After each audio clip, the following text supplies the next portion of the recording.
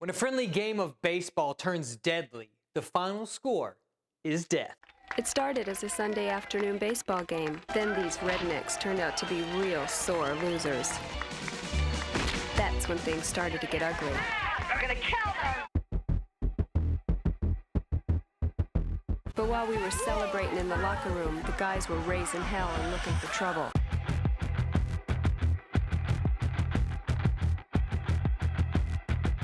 I want justice.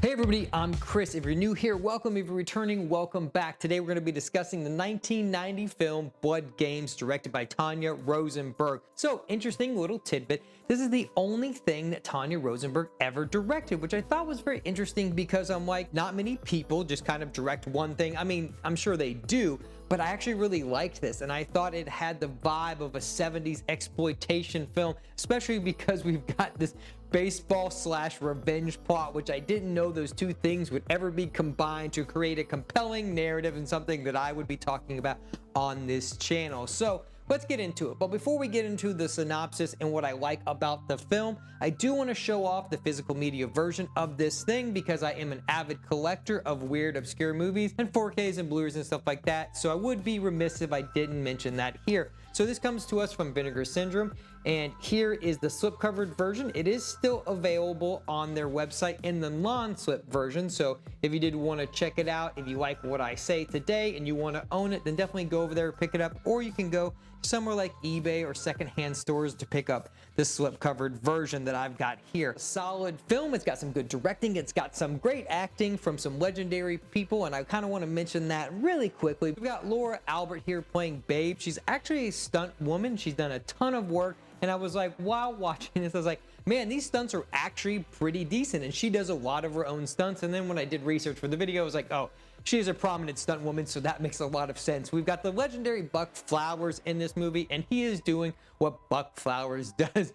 Being weird, being kind of rednecky, and that's what I love about him. If you've never heard of Buck Flowers, I definitely recommend kind of looking into his work. It is abound, and there's a ton to love from him. We also have Don Dowd, or Popcorn Guy. He's in a little movie called Evil Tunes. I definitely recommend you check that out. It's not a good movie. It's just one of those things that's kind of weird and bad. I know Red Letter Media covered it, I think on a Halloween episode at one point, so definitely check that out. Okay, so we're gonna get into a brief synopsis and then what I like about the film. We've got an all-female led baseball team that goes out to Podunk, Mid-America to face off against some rough and tumble men. The inevitable happens, the women win. This leads the guys to kind of want to retaliate a little bit, so they start harassing two girls. This leads to a all-out war where one on each side is killed. The dad of the deceased man sends out his Podunk army of mercenary men to kind of take out the women. The women then have to kind of fight back and forth, decide if they're going to live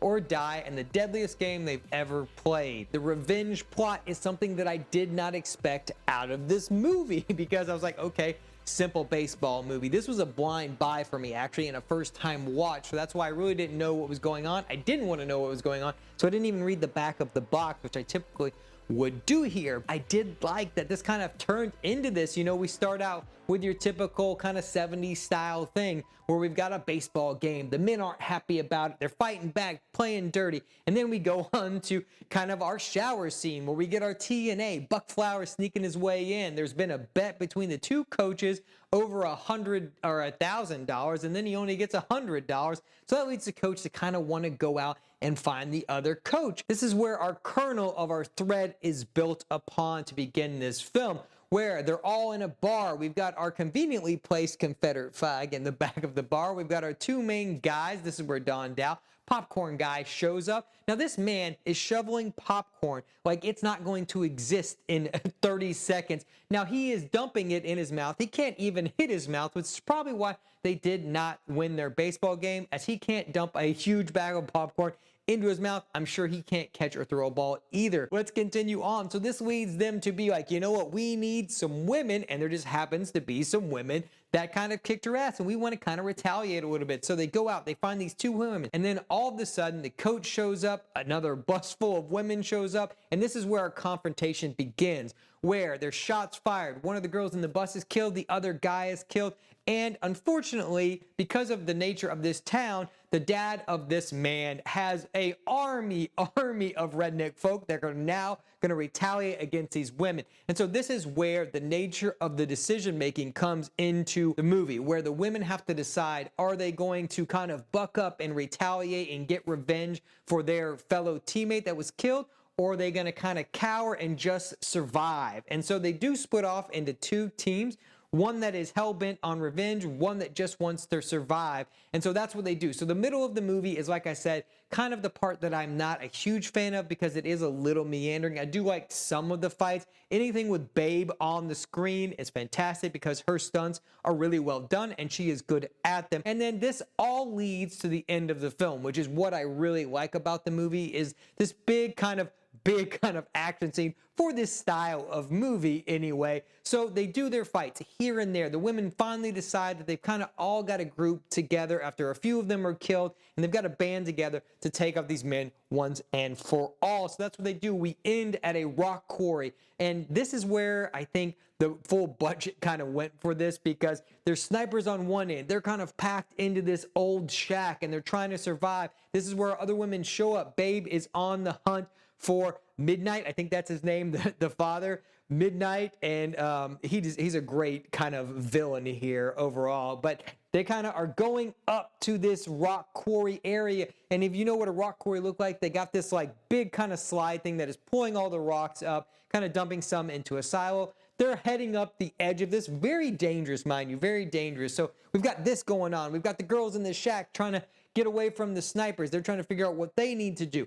They go up there. Babe's running up there. She's doing her thing, and they're trying to shoot her. All of this. They have their scuffle. She kicks Midnight into the silo, all the way down into an endless pile of rocks. He is now deceased, and they have gotten the revenge that they so sorely wanted from the beginning of this film. That's kind of a brief synopsis and run through of what the film is. And like I said, what I really like is that this seemingly innocuous baseball game turns into this men versus women revenge plot. There's a lot to love here. It's goofy and quirky in all the right ways, but the stylings of the movie are the things that I didn't expect. Even though this is from 1990, it's got so many vibes and kind of callbacks to that 70s exploitation that you'd get from like a Drill or Killer or a Toolbox Murders. All that stuff along that era. We've got some great acting here, some great stunt work here, and overall a compelling and satisfying narrative, even though it is razor thin.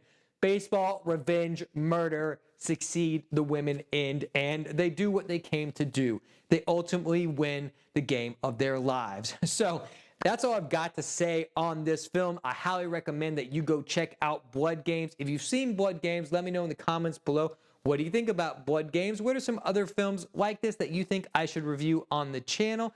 And I'm going to link some videos for you at the end as always, and I'll talk to you guys in my next review.